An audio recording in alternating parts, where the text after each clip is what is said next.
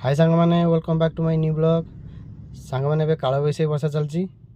देखिपे मो पछपटा पूरा green green देखा जेहेतु वर्षा होना से गछपत्र कमली जाइए सब ग्रीन ग्रीन देखा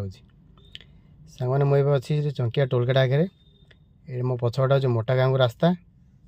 आम सब आसिक पहुँच गलुणी ए जाऊँ जलखिया करने को घरे खाई आसी तथा भोक लगे दहीबरा टे खाइबी एटा गाटा मु नहीं आसी जो मौसा नहीं आस से जो पिला बुलूँ से छोट गाड़ी नहीं डाकिले आसी जलखिया करूँ कहला भाई खाई तो पुणी कौन जलखिया खाइब तो मुझे कहली दहीबरा टे खाइबी आसी पहुँच गले यहाँ हूँ एनएच हाईवे हाईवे कड़े ही दुकानटा थाए ठेला दुकानटा गोटे आम्बुलांसटा होती सी भी जलखिया कर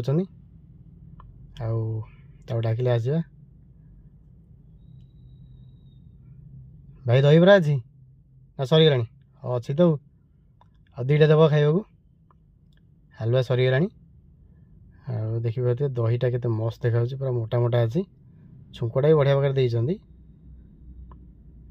हाँ खाई सारा टे दब हाँ हौ हाँ भाई टे लुण टे मारदियो टे आ जीरा गुंड टे पकई दियो